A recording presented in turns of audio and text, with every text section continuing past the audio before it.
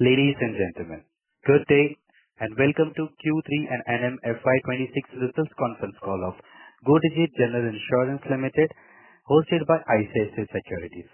As a reminder, all participant lines will be on the listen-only mode, and there will be an opportunity for you to ask questions after the presentation concludes. Should you need assistance during the conference call, please signal an operator by pressing star then 0 on your touchtone phone. I now hand the conference over to Mr. Anshuman from ICICI Securities. Thank you, and over to you, sir. Good evening, ladies and gentlemen, and thanks, Danish. It's indeed an honor to host the senior management of GODIGIT General Insurance for their Q3 and 9-month FY26 results conference call. I now hand over the call to Chairman, Mr. Kamesh Goyal. Over to you, sir. Thanks, Anshuman, and good evening, everyone, and thanks for joining. Let me just start by saying that in December we had done a very short call explaining the merger between the holding company GODIGIT Infoworks with the GODIGIT General Insurance Company Limited. Basically, the shares which are held by GODIGIT Infoworks are being split into 3 shareholders, which is Oban Ventures, Sal, and in my individual name.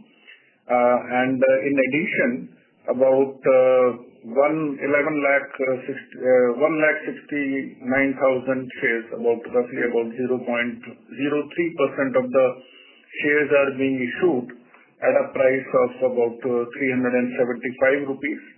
The price at that time of Digit share was 343. So this will increase promoter shareholding by 0.03%. Other than that, there is no difference. The management stays the same, board stays the same, and the way the company is managed in terms of between the 2 promoters, that also stays the same. So I thought I'll just quickly cover that piece for benefit of people who did not join the call in December. Now moving to the deck which has been uploaded, coming to slide 4. As you know, this is our usual slide where we give gross written premium, market share in motor, and total, which is 3.4 and 6.5. How many products? So in detail now, and even otherwise, we have all kinds of products. 8.1 crore customers, close to 80,000 partners, and the AUM now exceeds 22,000 crore. For the first time at 22,509 crore, and the customer satisfaction survey or the NPS continues to be quite healthy. Moving to the next slide, and this is where I'll probably spend a bit of a more time. If you notice, this is the first time we are actually declaring the combined ratio under IFRS basis. When we say combined ratio under IFRS basis, what it means is that it is on net earned premium basis, not net written basis. Everything else is the same. The only difference is that acquisition cost, which is getting deferred here over the policy premium earned period. Similarly, the reinsurance commission, which is earned in Indian accounting, that is also upfront accounted for. That is also getting deferred during the policy period. We have not taken any benefit of discounting of reserves here in claims. So the claims ratio would exactly stay the same as IGAP because both are on NEP basis. Only the expense ratio now moves to NEP basis with the deferment of commission as well as income, which is also in the insurance getting deferred. Now, when we look at the premium income, the premium income stood at 2,500. In Q3, the premium is GDPI is about 2,557 compared to 2,115 crores, which is a growth of 20.9. On a gross written basis, the premium is 2,909 crore compared to 2,677, which is recording a growth of 8.7%. Now the question is why on growth on the GDP GWP basis is lower. So here basically last year we had written a premium of roughly about 250 crores. Let me get the exact figure, 254 crores last year, which was a government health business which was written on an inward facultative basis. This year this business is only 38 crores because we did not accept the government health business in this quarter, the same business which we wrote last year, because in our view the pricing was not adequate on this basis. So I think that is one point I wanted to speak on the GWP and GDPI difference, and we will cover this later. In GDPI we have seen growth across all lines of business. The profit before tax has jumped to 37 crores to 163 crores compared to 119 crores during previous quarter. Now the impact of new wage code in this quarter is about 7 crores. So this also is impacting the IGAP CUR by 0.3%. If this was not there, the profit would have actually increased to 170 crores compared to 119 crores. Profit after tax now is 140 crores compared to 119 crores. I would like to mention here that company has now no accumulated losses. The tax rate which we have been calculating from the start of the financial year is roughly about 14%, and we expect even in the next quarter the tax rate to be 14%, and then from next financial year the tax rate would move to 25%. Now I already explained what the combined ratio is. So if you look at the combined ratio, in quarter 3 under IFRS basis the combined ratio is 105, which last year in the same quarter was 106.2. So there is an improvement of 1.2%. And when we look at for 9 months against 106.9, we are at 105.6, which is again an improvement of about 1.3%. So that is something we thought that last time we had declared the debt figures, but we got feedback that we should start now declaring combined ratio etc. on that basis. So it gives people idea as to how the profitability is under the IFRS basis. Now in IFRS basis we also give DEC. We had started last time. The pre-tax DEC is about 2,403 crores. This will obviously benefit the IGAP books as we go forward because the future premium will get earned with the zero acquisition cost. So this is also something we are again giving the numbers so that if people who want to reconcile IGAP to IFRS results, it becomes easier for them. Our advance premium as of December 31st, 25 is about 2,949 crores, out of which motor is 26,205 crores and non-motor is 344 crores. So when we look at advance premium of motor, which is 2,605 crores, and we look at our motor premium for 9 months on a YTD basis, this is roughly about 7.9%. And when we look at this number which is declared by other companies, I think this is the highest advance premium in motor compared to the numbers which we have seen of companies which are declaring this.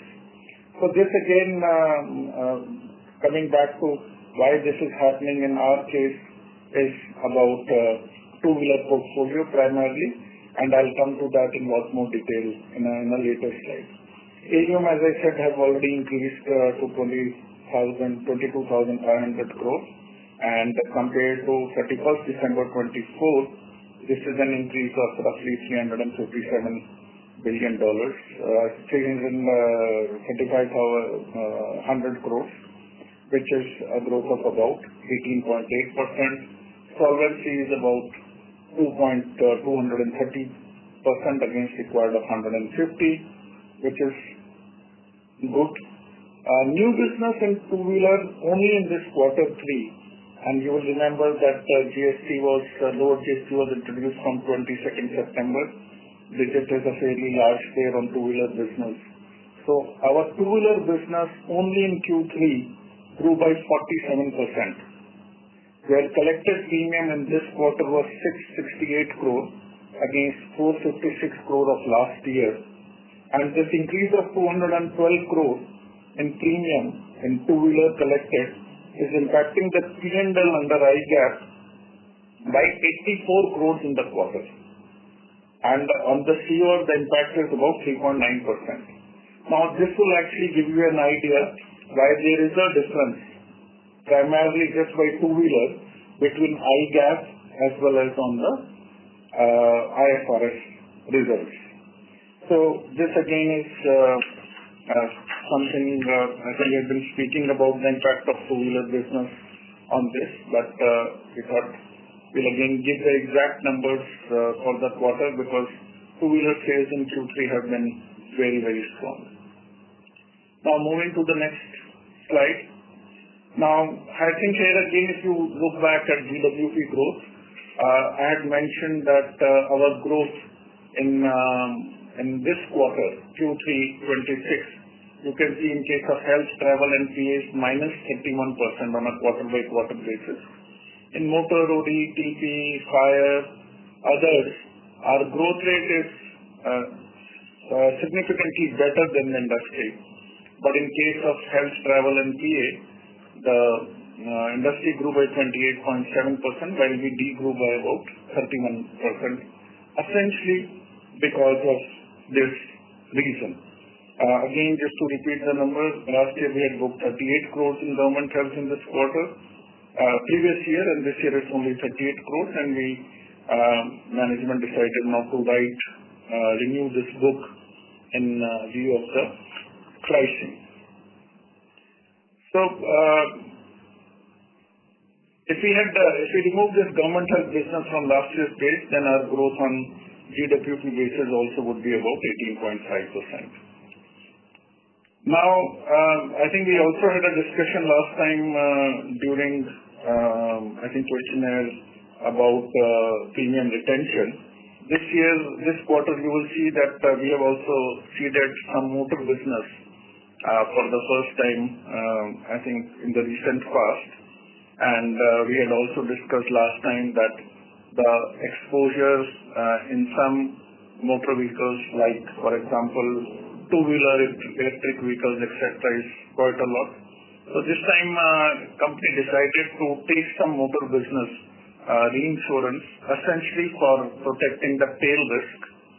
This does not impact the AUM because this reinsurance agreement is on a funds withheld basis. So company is paying a fee for this under the reinsurance arrangement, and the funds stay, so there is no impact on the investment income. And again, just to repeat, in IGAP, the reinsurance cost is upfront provided for, while in reinsurance, this would get also deferred along with the premium. Company also did a small reinsurance session to a direct company on the health portfolio. So that also has, in a way, from a ROE perspective, the business is profitable. But on the IGAP combined ratio, this is artificially reducing the net written premium, both under the motor TP and also because of this health. But I think IFRS gives a better idea because in both reinsurance commission as well as commission paid, both get deferred along with the premium which is getting deferred. In terms of overall business mix, I think this has been quite a quarter for Digit, where in Q3, the motor business has touched 66% compared to 60% of last year, while industry's mix has remained same at 36% each. And the reason is that while two-wheeler business grew a lot, motor overall grew decently, but because of this 200 crores impact, slightly more than 200 crore impact on the GWP, also changed the business mix. Within motor in this quarter, now CV is an all-time low for Digit. So out of 100% of the motor business, private car now is 47%, two-wheeler is 34%, which will be probably the highest motor component amongst all the large companies, and CV is at all-time low of 19%. So I think again, maybe some of you are familiar that about 5 years back, CV used to be like 60%, 65% of our motor book. Now this is at 19%, and I think market dynamics and I think our management team's ability then to steer the business in the right cohorts just shows how the mix can substantially change in just a few years.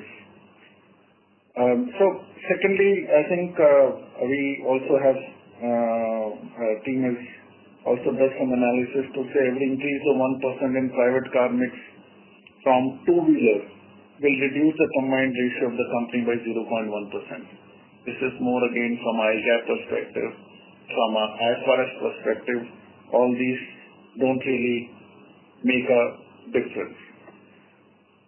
I'm just trying to look at the slide and see if there are any additional points, but if there are any additional questions, we'll cover them. Now moving to the next slide in terms of combined ratio. Now here you can see that the combined ratio mentioned is on the expense ratio and combined ratio is mentioned separately, and on the top we have the IFRS combined ratio.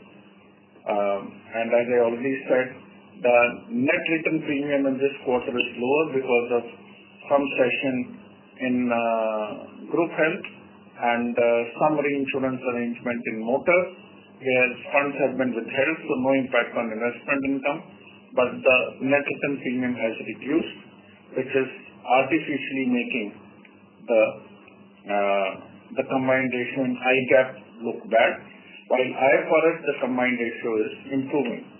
Now we have already crossed in 9 months last year's total profit, and last year's you would recall that we were not paying any taxes at all. So from that perspective, I think this quarter has been good at 163 crore of profit, and with 7 crores one-time impact due to wage code, this number would have been 170 crores. Moving on, this is our AUM slide, and if you look at AUM, we have crossed 22,500 crores.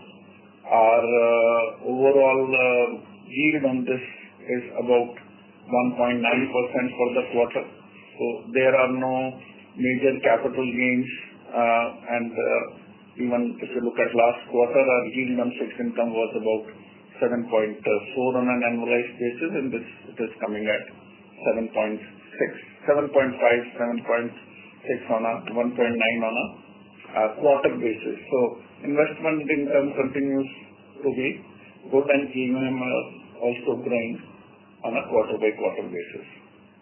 Now, if you can look at the bottom figures, we have now, as of 31st December, unrealized gains of 686 crores, out of which equity portfolio have at 403, while other than equity have unrealized gains of 283 crores. So in 9 months, we have added close to about 2,750 crores and about 3,500 crores in the last 12 months.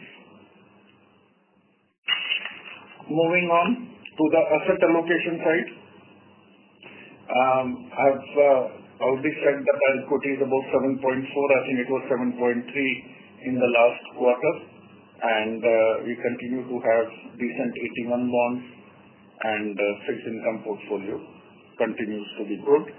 Again, as we have discussed in the past, solvency of the company is 230%, equity allocation is 7.4, and you would remember that in the last 12 months, we have actually almost doubled, close to double our equity allocation, and we have still some unrealized gains So I think as and when market offers the opportunity, our equity allocation will go up.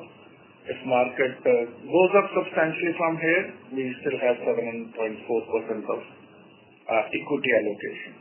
So I think on the asset allocation side, I would say now we are in a spot where irrespective of how the market moves, we'll see an opportunity to invest if it grows. Now moving on to loss ratios. Now when we look at the loss ratios, most of the loss ratios are broadly in line, but one area where loss ratio has increased in is motor OD. Now if you look at motor OD Q4 last year, which is Jan to March 25, our loss ratio was 70.5, and this quarter it has increased now to 75.6%. You would have seen that this is happening across companies. Now there are two reasons why this has happened. One reason is that there has been a drop in average ticket size in motor due to a bit of a price competition, which is impacting the loss ratio. Secondly, in our case, because our renewal book is now substantial, this year, in the last, I would say from January till about September, October, we were also very focused on increasing the renewal retention across channels. Our sense is in terms of when we exchange numbers with web aggregators or OEMs or even in agency, I think our premium and policy renewal ratio is very good. So just from a perspective that our renewal ratio with the book is substantial, we delayed a bit of a correction in the pricing. Some pricing correction already happened in October. Some has happened in January. And this issue only pertains to private car. Two-wheeler and commercial vehicle own damage loss ratios continue to be very stable. And we feel that in the next 2 quarters, this is also something which will stabilize with the actions which have broadly been taken. Other than that, I would say loss ratios are more or less stable in case of all other lines of business. Now going further, loss ratios, there will always be some large claims, etc. So the loss ratios in a quarter can look up. But if you look at on a gross loss ratio basis, our reinsurance treaties and our gross loss ratios continue to be very decent.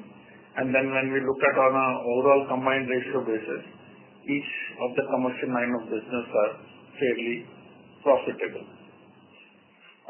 Now moving further, now coming to the IFRS earning. Now when we look at this IFRS earning, I also already explained that a combined ratio doesn't take any benefit of the discounting of reserves. Overall, if you look at IFRS profit, the way we look at internally, as I explained last time, is to basically look at IGAP profit, which is 459 crores, plus deferred acquisition cost, which is 322 crores. So one reaches a number which is 781 crores. And on 781 crores, if one takes a tax of 25%, on a fully deductible basis, that will give you an indication what the profit of the company is without taking into account any mark-to-market movements or any discounting on reserves. Because internally, that is how we look at our profitability, and that is how the IFRS combined ratio has been calculated. Net worth obviously is a lot more. You can see the net worth here is 7,800 crores, while the net worth under Indian IGAP is about 4,400 crores. So we actually have almost 80%, 75% more capital in IFRS, and that is the reason why the ROE on this base looks much lower, but solvency is calculated on the net worth of IGAP. So when the profit, the way I explained, 459 plus 322, 781, multiplied by 0.75, and then you have to divide this with the IGAP net worth. And we should not confuse the IFRS net worth with the risk-based capital, because solvency, as and when the risk-based capital comes, that could actually be different than from IFRS. We don't expect IFRS net worth to actually become the basis for solvency.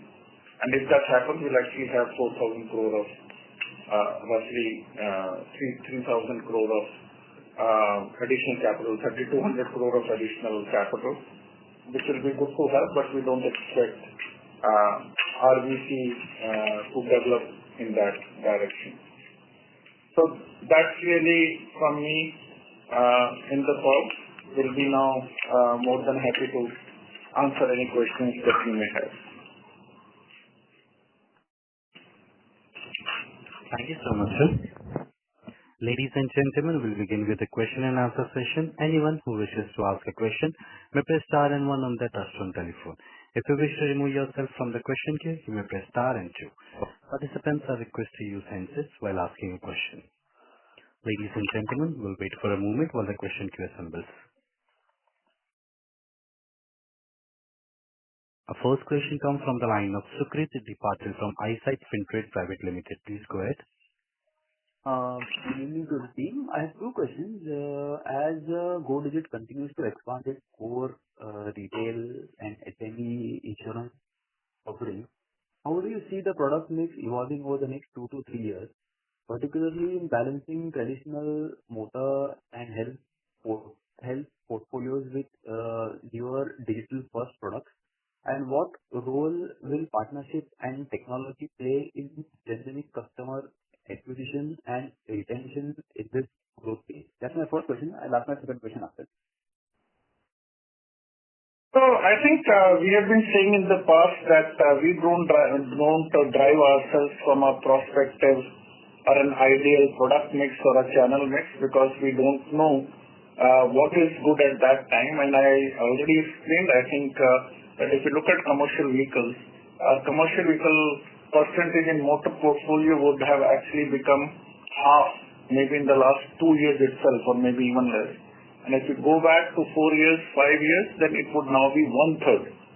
So product mix can change very, very fast.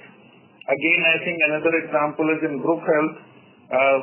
The company let go about 220 crores of premium, which is roughly 7% of the total premium for the quarter, because they did not find the pricing right.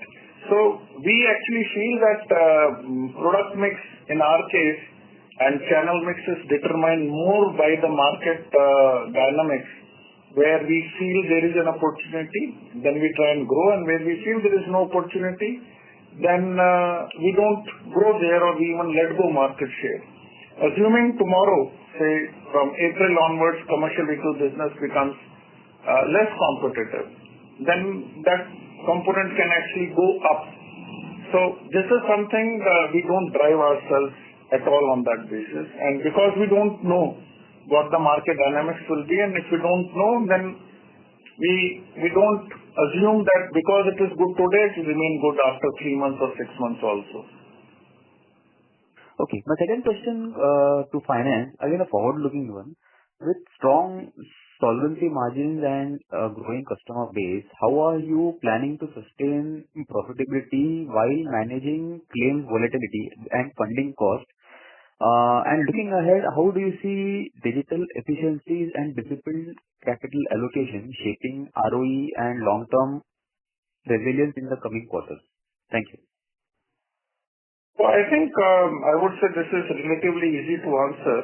If you look at digitization and our business model, the best example of that from the numbers is the management expenses as a percentage of GWP. I think our management expenses are 7% to GWP, which is by far best in class. I think the nearest competitor would be above 9.5%. So the benefit of digitization, and this is something which is continuing. I've said in the past that we are very conscious that this benefit has come because the company has continuously invested in tech capabilities and digital capabilities. and company continues to invest on that front. I think when we look at from a capital allocation perspective at 230% solvency margin, if we move, for example, to 12.5% of our AUM in equity, and you would have a market drop of 20% in the equity market, our solvency, and I'm giving a rough calculation, I have not calculated it, would still be north of 180%. So there are two ways we will use this capital. One obviously is towards a more balanced asset allocation, because we are really biased as of now towards fixed income. And second is, can we take more retention in risks where the profitability is more? For example, in large property risk, the loss ratios are always lower compared to the SME risk. Now, can we retain more business here because solvency is stronger here? So, capital is always allocated between either underwriting or on the investment side, and that is how we see capital allocation in a non-life company or especially in Digit. Okay, thank you for the guidance, and I wish the entire team best of luck for the next quarter. So we don't know what will happen the next quarter, and I think I'll say that since the time we have started doing our road shows for the IPO, we actually don't give any guidance, because we don't know whether there will be an earthquake or there will be a flood, or suddenly in December we saw large amount of claims, especially due to fog, which happened suddenly. We do some travel insurance business also. We saw a big uptick in December and in November during the Indigo crisis during our claims. So it is very, very difficult for us to guess this. But we have covered this in the past, that if you go back to year 2023, if I remember, when we had some Nat Cat events and also some large losses, even at that time on the entire portfolio, the volatility on the entire loss ratio was much, much lower. So this volatility can be there on a quarter-to-quarter basis, but with our sort of a NEP, I think this is something which for the year will be a lot less volatile than it will be on a quarter-to-quarter basis. Thank you very much. Thank you. Thank you, sir. Our next question comes from the line of Supratim Datta from Jefferies. Please go ahead. Hi, thanks for the opportunity. My first question is, on the retention. Now, the retention has been coming down, and Kamesh were, very helpful in explaining, how some of the strategies have changed, particularly in motor and even on the health side. Just wanted to understand, what drove this strategic change wherein you thought that, you should be ceding more on the motor line, particularly, with respect to long tail risk. Given, our understanding was that, your underwriting is, the best in class, or, at least amongst the best. Hence, retention and retaining more risk was the way forward. Now that, you are reinsuring more, just wanted to understand, what's driving this shift. That would be one. Secondly, when I look at the IFRS, accounts, you called out around 80 crores impact, due to the two-wheeler business and the growth in the two-wheeler business. However, when I look sequentially, the deferred acquisition cost has only gone up by around 20 crores. It's somewhere around 118 crores for this quarter. So just wanted to understand, is there any other difference, when we are looking at the DAC, it's not moving that much. So what's resulting in this dichotomy? Just wanted to understand that. Those were my two questions. Thank you. Okay. So, Supratim, I think, can you hear me? Yeah, I can hear you. Okay. I think when you look at retention and risk, you would remember that we always said that we want to retain more if our loss ratios are good, because this helps us in having more AUM or higher leverage, which actually drives the ROE. Now, when you look at motor example, because the premium is on a withheld basis, it is not impacting our investment leverage at all. And what has changed in this is that in the last two floods which we have seen, the recent one in Chennai and one in Calcutta, what we have seen is that electric vehicles can actually have like very, very high total loss comparison compared to the, I would say, petrol two-wheelers. So that is more like a tail risk, because as I already said that our market share in two-wheeler is very high, and in certain locations we probably would be number one or number two player. So the two-wheeler business is increasing a lot, and in some locations the number of two-wheelers we are writing is very high. So I think management decided that we could actually take some, it's like a tail risk option we have got, that in case something goes really wrong, that we have some protection. Now this is something which would change. For example, if we wait for another 3 quarters, because the monsoon season will typically start from July, and we see slightly different outcome, or if more technology or better technology comes where electric vehicles can be better repaired, as an example, this would change. So there is still a small cost which one has taken more from a tail risk protection. On the deck side, I think in third quarter the deck has increased by about 120 crores.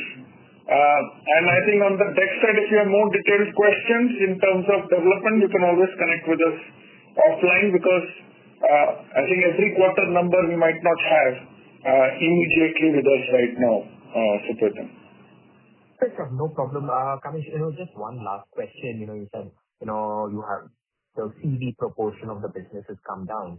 Some of my colleagues are doing some analysis which highlighted that, the CV proportion has, or, the growth in the CV segment has been, pretty good in the last few months. So just wanted to understand, with the growth coming back, do you see the proportion of CV again going up in your mix? So Supratim, in our case, just the underlying growth is not important. It is also important what is happening in the market. So I think CV business, everyone knows it has high OD loss ratio, and then the only lever is what the likely TP loss ratio is. So when we are looking at a new vehicle, one has to see it from a perspective that overall it is actually making sense. So I think that is something which is very difficult to predict, Supratim, but we have been a very, very large player in commercial vehicles, maybe probably the largest. And if you look at from that perspective, we know this business, and though reaching 19%, which is all-time low, proportion in Q3 CV is even I would say, sort of a strange surprise for us. But as and when market changes, we are always in the market. We'll some sort of a correction, and we'll start seeing more conversion. If this doesn't happen, we anyway are growing quite well both in private car and two-wheeler, and I also said that our retention ratios in private car are good. Base is increasing. We are now next year moving into our 5th renewal for some customers. So this obviously is something which gives us comfort. Understood. Thank you. Thank you, Kamesh. Thank you. Our next question comes from the line of Mahek from Emkay Global Finance. Please go ahead. Yeah, hi. Thank you for the opportunity. So firstly, can you just help us with the status on the EOM compliance, which was supposed to be done by March 26? And secondly, one question on the commission ratios. So while we saw a reduction in the net retention ratios, which you explained which was driven by health and motor segments, can you help us understand what is driving higher commission ratios? Like, is it being led by higher gross commissions, or is it being led by lower commissions on the reinsurance business? Yeah, that are my two questions. So Mahek, I would say that if you are looking at IGAP on the commission side, then it is primarily driven by two-wheeler business. I already said that if you look at this two-wheeler impact, the growth in two-wheeler impact compared to previous quarter, this is impacting our profit by roughly about 80 crores. Now, this 80 crore is essentially coming on the commission side. Secondly, when you see commission on a net return basis, I also said that because our net premium reduced because of some reinsurance we have given in case of health and some reinsurance we have taken in motor. So it is artificially looking low. The better way for commission trend would be to see it on a IFRS basis, where you can actually see on a quarter-by-quarter basis or a year-on-year basis how are total expenses moving, because there both reinsurance commission income also gets deferred and commission paid on the direct basis also gets deferred according to the policy period. So one cannot manage IGAP profit in IFRS. You can't manage the profit the way you can in IFRS by booking reinsurance commission income upfront. So that probably, in our view, is a much better view of how the expense ratio is moving. Management expenses, I already said at 7%, no, it's the lowest we have. On the EOM side, I think this was also discussed in detail in board today. So EOM this quarter has substantially increased, essentially because of two-wheeler business. And secondly, the company did not write the 220 crores of the group health business. Since EOM is on the total premium basis and total EOM at 30% plus some allowances up to 1.5, the gross written premium mix has substantially changed. So it has moved more towards motor, which is retail business, and the proportion of group health or government health, which comes at a very, very low EOM, has actually reduced. What management did today is that they put in our commissions, our EOM, line-wise into the mix of very large private players. And if we do that, then suddenly we notice that our EOM actually goes below 30.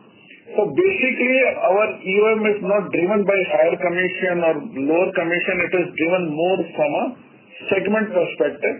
And I think that is also something which is now being debated more and more, that IRDA, they came up with EOM with all the right intention. And what has happened in the last 2 years is that commissions have actually increased because some companies increased the commission. Secondly, we also, if you look at some large companies, they are taking reinsurance commission and setting it off against expenses, and that is actually taking the benefit of that on the EOM side. If Digit would have done that, then just in motor business, then our EOM would have improved by 1.4% on a YTD basis. Now, Digit and one other large companies, they have actually taken the call that doing this would tantamount to GST, I would say violation, the way GST is, and one shouldn't do it. Secondly, this is also against the spirit of the EOM regulation. So I think EOM, I would say overall, very good intention to come. IRDA would have seen the development now of close to 2 years. They would have also seen how some of the unintended consequences of this has come and how some companies have become a bit innovative in this area. So we feel that if overall expenses have to go down, then one will have to move towards segment-wise. And if that happens, then we are already compliant today, irrespective of what our portfolio is. Got it, sir. Thank you so much. Thank you. Thank you.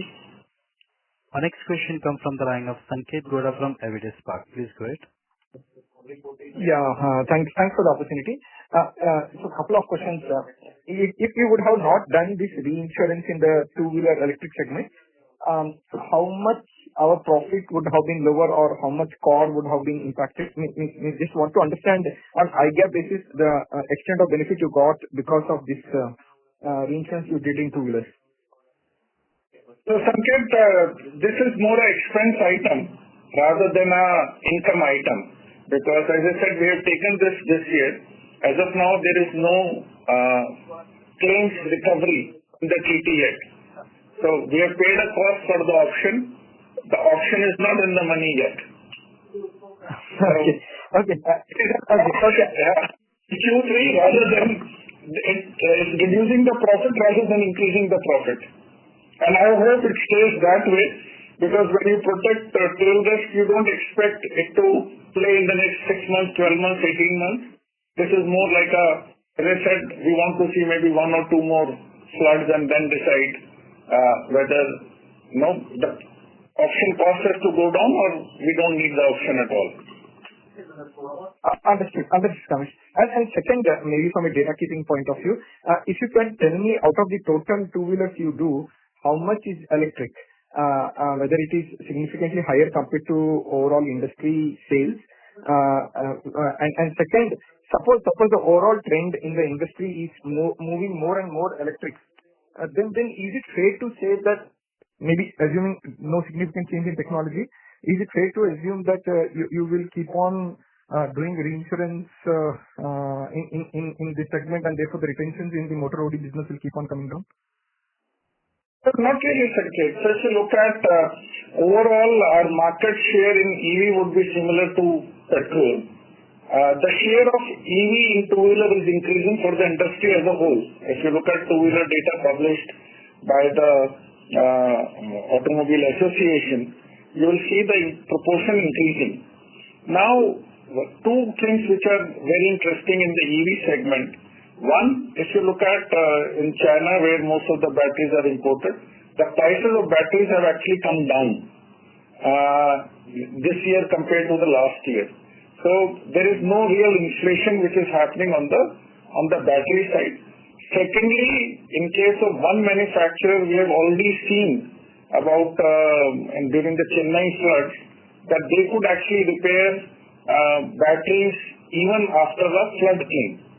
So our sense is that due to the overcapacity in the electric vehicle area, and all of us know that whether it is Europe or it is US, electric vehicles are not really increasing in proportion, and there is massive oversupply of battery manufacturing. Secondly, we have already started seeing one manufacturer actually do really well on the vehicle repair. And as very established two-wheeler players have started coming in who are big in petrol two-wheelers, we feel that this is something which will actually improve.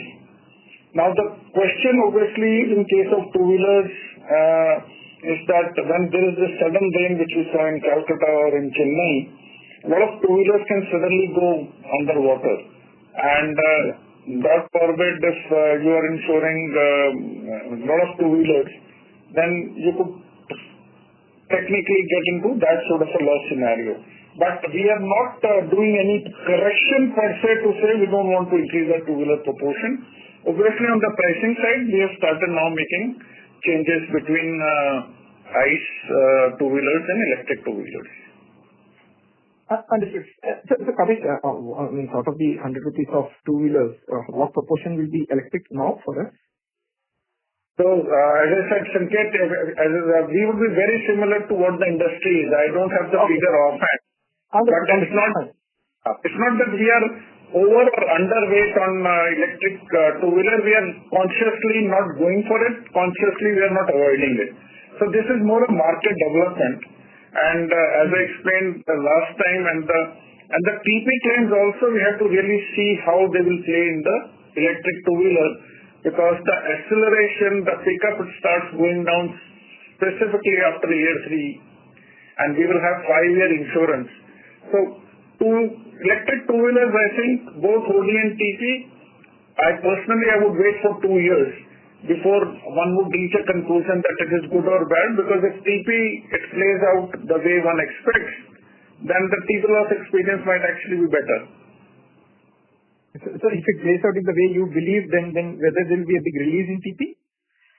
No, I am saying because as the battery capacity goes down, as people get used to electric two-wheeler acceleration, across the world, one has seen that loss experience in TP improves over a period of time because people get more used to it, and the pickup of the battery, the acceleration also starts going down after year 3, year 4.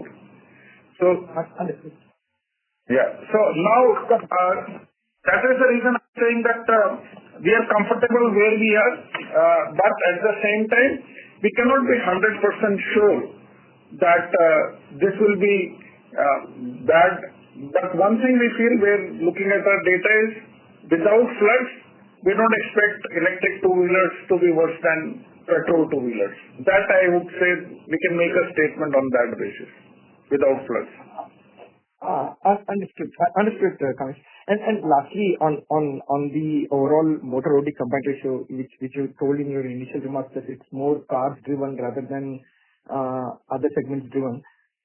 But still, given you clearly told that two-wheeler contribution went up, in our view, motor OD in two-wheelers is meaningfully very low compared to cars. Then if the mix is going two-wheeler favor, ideally the motor OD loss ratio should have improved. Is it fair to say that the advanced premium float advantage which you get in two-wheeler, you are okay to compromise on motor OD loss ratio because from overall ROE perspective, it might be still positive? So, Sanket, I think the contribution of two-wheeler in overall OD premium is much lesser. And if you look at in private cars, new vehicles have lesser own damage loss ratio compared to older vehicles. Now, if you look at Q3, our mix is less in new vehicles in Q3 in private car. It is more towards renewals and others. So, as we have always said, Sanket, that in our case, we look at loss ratio plus acquisition cost together to look at whether the business is profitable or not profitable or what the underlying ROE is. So, I would again say that looking at any of this in isolation from a loss ratio perspective would give a conflicting picture. And you know that we don't try and manage the IRD combined ratio as per IGAP accounting combined ratio, because we have gone on record last year and we demonstrated it in our February analyst meet that this is illogical. Combined ratio is high, but profit is improving even without capital gains. But if you see our IFRS combined ratio, which I think I will try to explain in a bit of detail, you can see that the improvement is happening. So, we don't want to artificially drive ourselves with a KPI which we fundamentally believe and we have shown, demonstrated that it is wrong. You would also recall, Sanket, that at that time we showed you how some companies are managing IRD combined ratio by upfronting the insurance commission. Now that also you can't do in IFRS.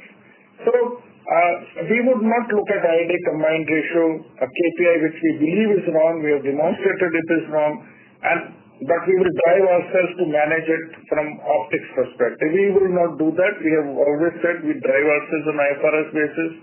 We have been audited, getting our IFRS results audited. Now we have declared everything and what one would do under IFRS basis. We'll be more than happy if other companies also declare this, then we will be happy to do a comparison on IFRS combined ratio. You know this better than I do and a lot of other people like you, that if you look at our capital gains as a percentage of investment profit, which is such a big component, that also would be amongst the lowest, if not the lowest, in the last quarter, in the last 9 months, in the last 27 months. And when the markets are a bit shaky, to sit at 230% solvency ratio, to be at 7.4% equity allocation, we are in a sweet spot in the last 15 months or so. We have more than doubled our equity allocation on a very high AUM, and we still have some unrealized gains. So, I'm not saying all this shows that in future also we will do well in investments, but you can see what we do in fixed income, what we have done in equity in the last 15 months once we said that now we'll be increasing equity. So, we follow a very strict sort of a discipline, Sanket, in this. And you know that we don't waver from what we are doing just because we have to manage some KPI because somebody is tracking it. We don't do this And I hope management team, and I'm saying this to them, that after me, they also don't do this. Otherwise, I'll have to come back. Yeah, understood, Kamesh. And lastly, the probability of EOM going segmental way again, in your view, any opinion there? So, Sanket, I would say, and I think let's go by the facts. I don't think we should go by views here. So, as I have said repeatedly, for IRDA to contain and reduce the cost of insurance for end customer is something which everyone has to agree. There cannot be any disagreement. Secondly, despite this, the expenses have actually gone up. And why they have gone up is because some companies who write low EOM business, they went and increased the commissions or expenses in the retail business, which increased the overall EOM. You have also seen, if you look at from different companies, on the loss ratio, and I'll just quickly finish, we'll have 3-4 more people to question. If need, we will extend it by 10 minutes, and sorry for that. If we see it from a EOM management perspective, we'll see that a lot of companies have written a lot of government health and group health business to manage EOM, and this is impacting their loss ratio. In our case, the management decided to let go 220 crores of premium because they felt this would be bad from a profitability perspective. Otherwise, you can imagine 7% premium, which comes almost at a zero cost of EOM. This would have changed the EOM substantially.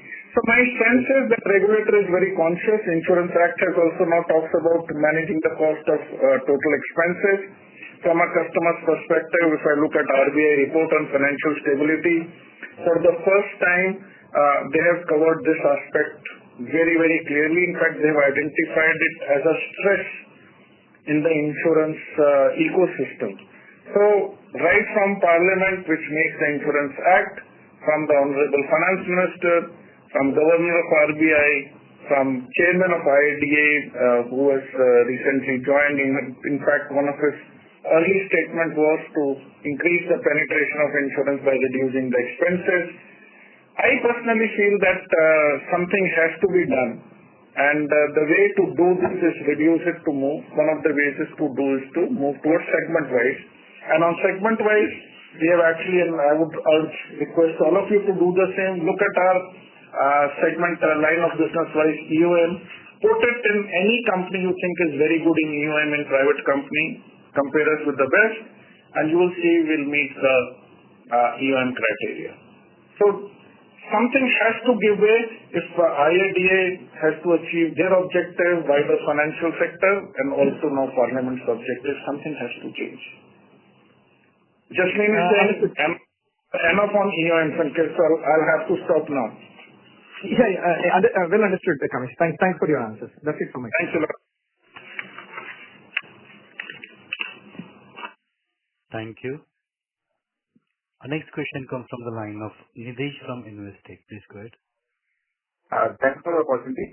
I have two questions. One is on the IFRS ROE. So when we plan to business, what is the target ROE that we take for pricing these policies without taking into consideration unrealized gains and losses? And what are the levers for us to reach a particular ROE over, let's say, medium term on IFRS basis? Secondly, when we see GODIGIT growing in retail health insurance segment? These are the two questions. Sorry, your voice is not very clear, Nidesh. IFRS I understood on ROE, but I have not understood your other question. GODIGIT growing? Growing in the retail health insurance. Okay. For IFRS, I think I'm just again repeating Nidesh myself. You can look at slide number 13. Profit, say for 9 months, 459 crores, which is IGAP. Add 322 crores of DEC. You hit a figure of 781 crores. You take 25% out of it, which roughly is 190 crores. Maybe you can take this to about 590 crores or so, or maybe 600 crores. So from 600 crores on our net worth is about 4,400 crores. So 600 crores over 4,400 crores gives you roughly about 14%.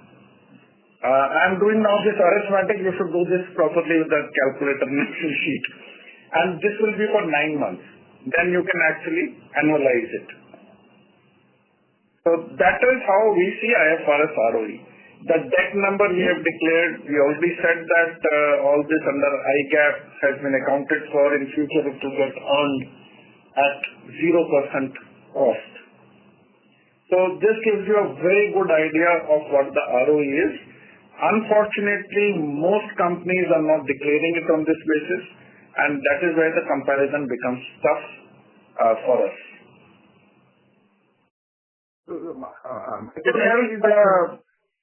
Retail health, again, I would say, and I think I don't want to repeat too much on this, is that we feel that, we said this already last year, we feel that one should start exploring this, and we have started exploring this. When exactly will it grow and how much will it grow by?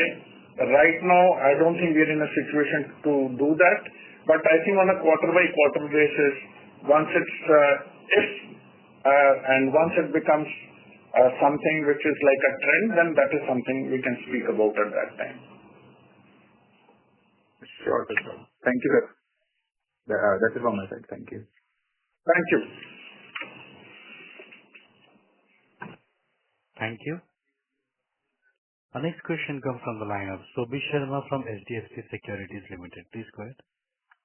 Yeah, hi sir. Thanks for the opportunity. So my question is on the growth. So on the GDPI side, we have seen very strong growth over the last 9 months. So how should we think about it given we will have a stronger base for next year? And another thing is this growth is seen to be primarily driven by the broker channel on the motor side. So can you give us some color around the market share gains which we have on the OEM partnerships around that? Yeah. So I would say, I think we have said this in the past, that in a market where pricing is low, our growth rate we still expect to our ambition is to grow more than the market. Where the premium rates we feel are good, then we expect to substantially grow than the market. I think one area which you can look at in the last 9 months is fire segment, where the premium rates strengthened and we have market grew, but we grew substantially more than the market. Now, what will happen in future, we honestly don't know.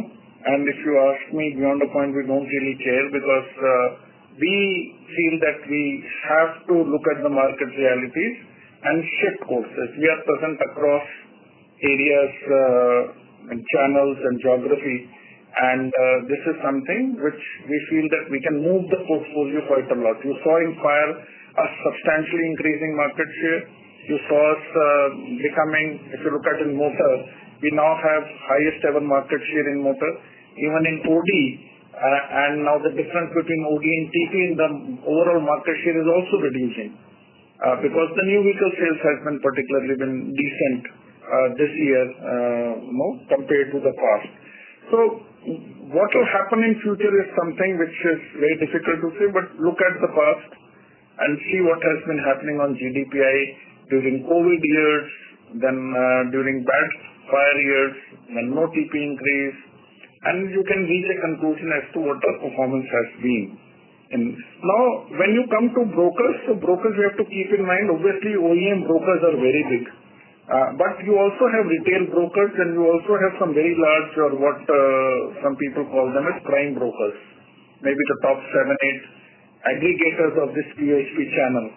Now, when we look at this year, 2 out of the 3 type of brokers we would have increased market share.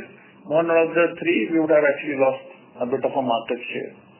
But overall, I think on the OEM side, etc., in two-wheeler we are growing our market share. Also in overall in the private car we are increasing our market share as of now. Okay, sir.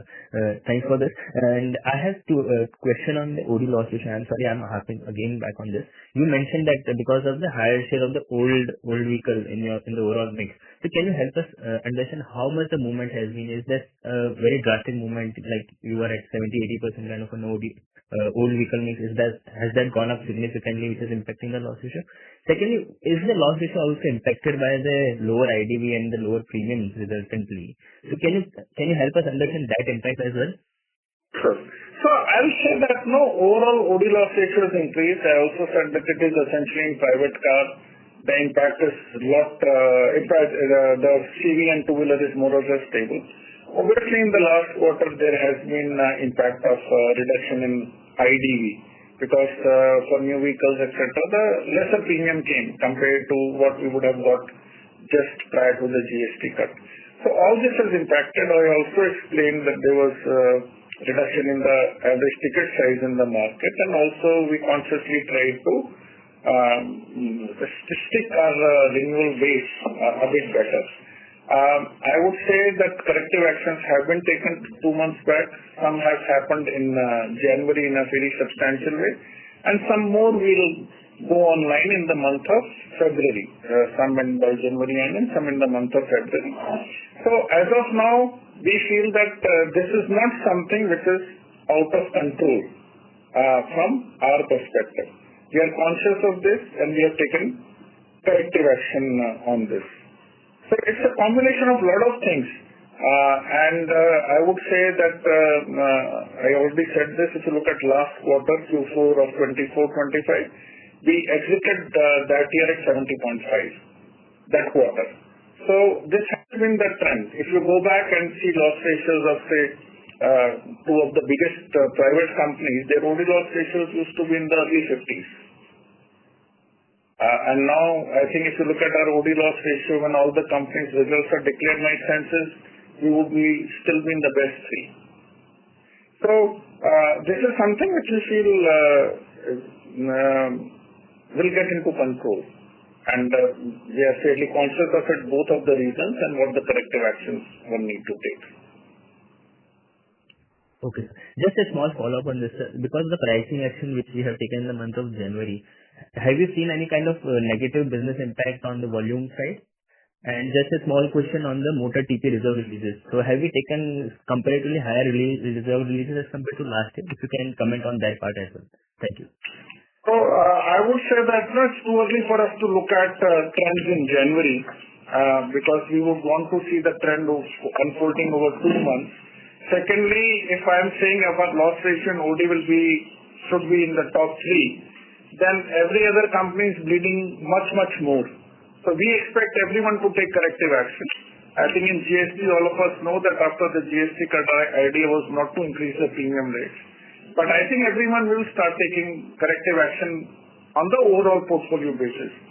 On TP, I think if we look at last year also, quarter 3 has the highest TP release out of 4 quarters. This year, assessment is this year again, quarter 3 would have the highest release. So this is something which is a bit more seasonal. And I think when we end the year, as a percentage of NEP on the TP side, we don't expect it to be substantially higher. It might be plus minus 0.5, 0.6 up, but we don't expect it to be substantially higher. But quarter 3 last year and this year, the reserve release is in amount terms the highest. Okay, sir. Got it. Thank you, sir, and all the best. Thank you so much. Thank you. As there are no questions from the participant, I would like to hand the conference over to management for the closing comments. Thank you, and over to you. So first of all, thanks everyone for joining. Just quickly capturing 3 broad points. The merger has no impact in the way the company is run or board is managed or management. The shareholders intend to buy 43 crores of shares at a price of 375, the promoters. So you can actually see the confidence of the promoters when they're actually putting money at a substantially higher price than the market price at that time of 345. Overall, we only look at IFRS. We have already said this. On a combined ratio basis, from a profitability perspective because IGAP combined ratio can be managed by booking reinsurance income upfront and also by the way you are managing your net retention. In case of IFRS, both would not move the needle, and we always look at loss ratio plus expenses or commission of that line together and not in isolation. And then the third point is that expense of management is a very good initiative of IRDA. The unintended consequences of for 2 years, I'm sure, are being watched by them. They also know how through reinsurance commission and reimbursement, some companies are trying to manage the EOM, and this also in addition has GST risk. Since I think you guys speak to all companies which are doing this, you should ask them what is their assessment on the GST exposure. Looking at the EOM on the segment-wise, please put our EOM segment-wise in whatever company you think is best in class on EOM. We would meet the guidelines. Our management expenses continue to be best in class. And finally, at 230% solvency, sitting at 7.4% of equity, our fixed income yield is best in class.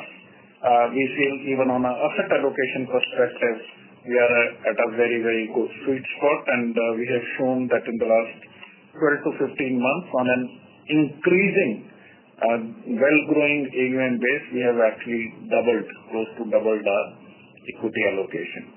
So we are now also watching the stock market, and we have predefined buying levels and all of that in place, and I think we look at the coming months with a lot of hope and enthusiasm. Thanks everyone for joining, and sorry for extending the call by 10 minutes. If any of you have any questions, please connect with our team offline, and we hope to see some of you next month. Thank you very much, and good night. Thank you so much, sir. On behalf of ICICI Securities, that concludes this conference. Thank you for joining us, and you may now disconnect your lines.